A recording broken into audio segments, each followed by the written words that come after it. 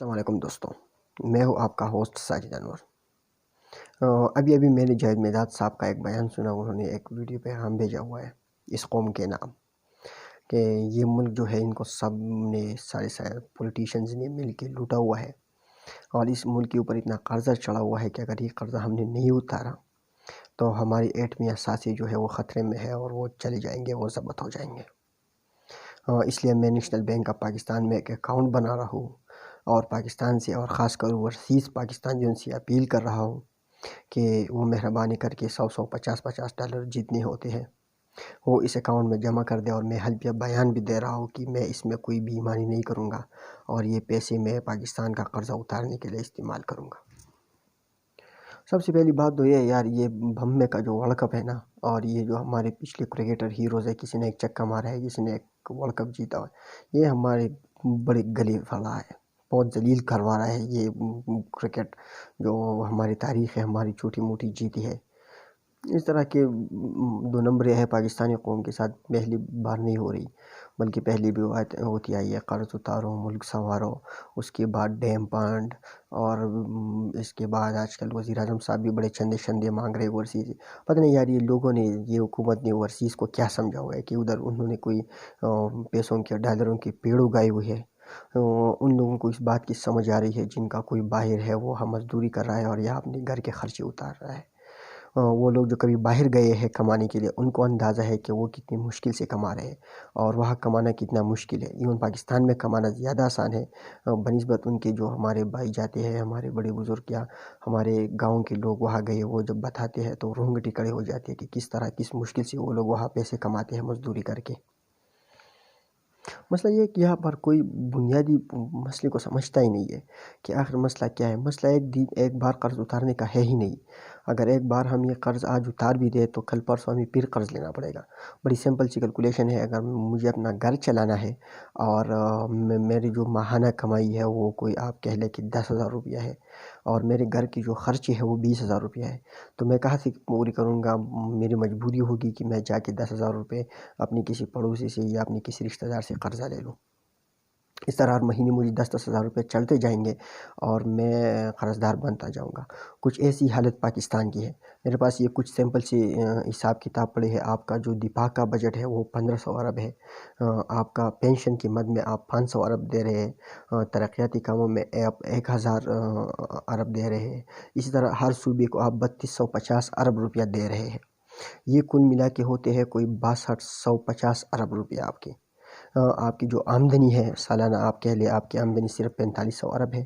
4500 ارب اور 6200 ارب کا آپ اگر حساب لگا لیں تو 1700 ارب روپے آپ کا ہر سال جو ہے وہ کمی بیش آتی ہے۔ یہ 1700 روپے کہاں سے آتا ہے؟ یہ ہم قرض لیتے ہیں۔ وہی طرح وہ سمپل گھر والی کیلکولیشن سے کہ جس طرح ایک گھر ایک خاص خرچے میں چلتا، اس طرح یہ ملک چل رہا ہے۔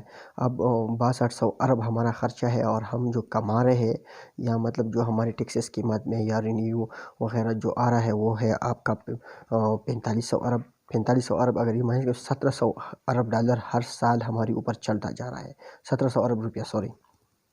بنیادی مسئلہ ہے کہ ہماری آمدنی کم ہے اور ہمارے جو خرچے ہیں وہ بہت زیادہ ہے۔ ہم جو باہر سے خرید رہے ہیں وہ بہت زیادہ خرید رہے ہیں، اور ہم جو دنیا کو دے رہے ہیں وہ کچھ ہے ہی نہیں۔ مطلب ہم کچھ دے ہی نہیں رہے کہ جس کے بدلے ہم دنیا سے کچھ لے سکے، ہم صرف ان سے خرید رہے ہیں، بیچ کچھ رہے نہیں ہے۔ دوسری ایک بڑی بکواس سی بات، مجھے ایک 2018 الیکشن میں ہمیں جس کے اوپر بیوقوف بنایا گیا، اب بھی بیوقوف بنایا جا رہا ہے قوم کو۔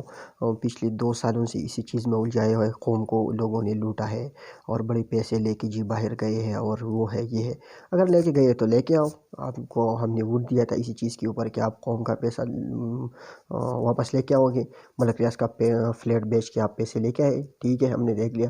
اسی طرح اگر باقی لوگوں نے پیسے لوٹے ہیں تو لے کے آؤ، اسے نواز کے لے کے آؤ، زرداری صاحب کے لے کے آؤ، نواز شریف کے لے کے آؤ، سارے جتنے بھی لوگ ہیں باہر وہ لے کے آؤ۔ اگر یہ ہم لے کے بھی آئے تو یہ کوئی زیادہ سے زیادہ 20 ارب ڈالر سے ہم کچھ زیادہ پیسے نہیں لا سکتے۔ اگر ساری ان کی جو بیرونی ملک پراپرٹی ہے ان لوگوں کے وہ بیچ کے بھی اگر ہم 20 ارب ڈالر لے کے آتے بھی ہیں تو سمجھ لے وہ سال تک ہمارا نہیں چلنا، زیادہ سے زیادہ 2 سال تک چل جائے گا، پھر ہم کیا کریں گے؟ پھر جا کے قرضے لیں گے IMF سے، پھر ادھر بیٹھیں گے۔ IMF کا یہ مینیفیسٹو ہے، ان کا جو مطلب تھیم ہے مین، IMF کو بڑی جو ممالک ہیں امریکہ، چائنا، رشیا، جتنے اس ٹائپ کے ممالک وہ پیسے دیتے ہیں، اور اس کا مقصد یہ ہوتا ہے کہ ان ممالک کو قرضے دے جو ممالک کی اکانومی ویک ہے، یا جن کی اکانومی ڈسٹرائی کر رہی ہے، یا جو خود اپنی ملک کے معاملات نہیں چلا سکتے۔ اس کے بدلے میں وہ کچھ شرائط رکھ دیتے ہیں جو ممالک کو ماننے پڑیں گے۔ IMF کا ایک طرح آپ اپنے اوپر احسان مان لو کہ وہ آپ کو پیسے دے رہے ہیں، اگر نہ دے تو آپ کا جو اکانومی ہے، آپ کا ملک ہے، آپ کا جو سسٹم ہے ٹریڈ کا، انٹرنیشنل کا، وہ تو ایک مہینے میں ڈوب جائے گا، آپ تو سروائیور ہی نہیں کر پاؤ گے ایک مہینے بعد۔ بنیادی طور پر ان چیزوں میں حل ہے ہی نہیں، جو قرضوں والا معاملات ہے کہ ہم یہ کریں گے وہ کریں گے، ادھر سے لے کے آئیں گے، لوٹا ہوا پیسے لے کے آئیں گے۔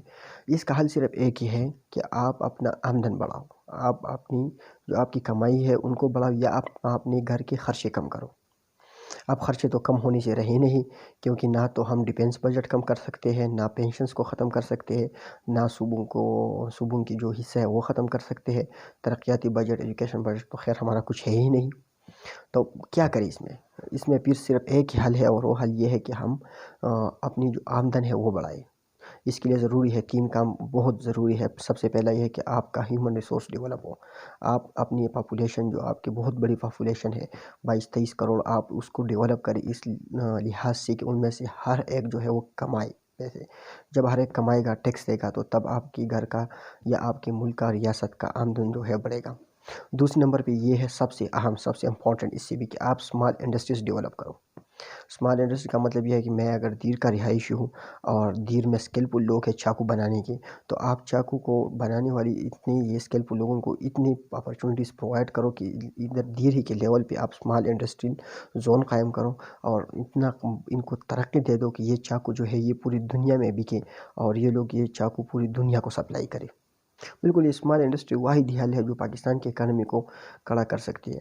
باقی اتنی زیادہ امپلائمنٹ آپ لوگوں کو دے ہی نہیں سکتے، نہ اتنی زیادہ لوگوں کو آپ گورنمنٹ نوکریاں دے سکتے ہیں کہ سب کو لے جا کے ادھر بھرتی کرے، اور نہ ہی اتنی زیادہ اپرچونیٹیز ہے کہ آپ کریں کہ میں اتنی بڑی بڑی انڈسٹریز لگاؤں گا، میں BMW کی انڈسٹری لگا رہا ہوں یا وہ لگا رہا ہوں۔ آپ ہر جگہ کی کچھ نہ کچھ چھوٹی چھوٹی اسپیشلٹی ہے۔ اب اگر آپ کیلاش ویلی میں ہو کے جاؤ چترال، تو ان کی جو کلاس ہے وہ پوری دنیا میں مارکیٹ قائم کر سکتے ہیں، بڑی بہترین مارکیٹ بنا سکتے ہیں، لیکن ان کو آگے لے کے جائے گا کون؟ ضروری بات یہ ہے کہ ہر ایک علاقے کی اپنی کچھ اسپیشلٹی ہے، اس اسپیشلٹی کو لے کے آپ اس کو پوری دنیا میں، پورے ملک میں انٹروڈیوس کرو، اور ان کو اتنا اکنامکلی خود مختار بناؤ کہ وہاں کا ہر فرد جو ہے وہ اکنامکلی مضبوط ہو جائے۔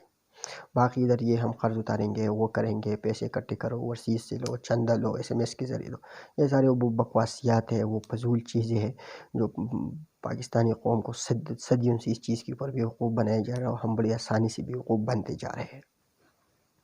پتہ نہیں پاکستانیوں کو کون سا سستا نشہ کرتے ہیں یہ لوگ، کہ بس ہر چیز میں جا کے ڈیم فنڈ آیا، سب نے دڑا دڑ پیسے ڈالی، پھر کسی نے نہیں پوچھا جی کہ ڈیم فنڈ کے پیسے کہاں گئے۔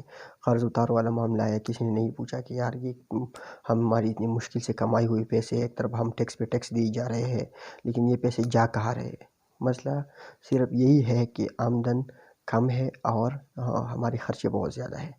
امید ہے آپ لوگوں کو میری باتیں پسند آئی ہوگی، آپ لوگوں کی رائے کا انتظار رہے گا۔ اللہ حافظ۔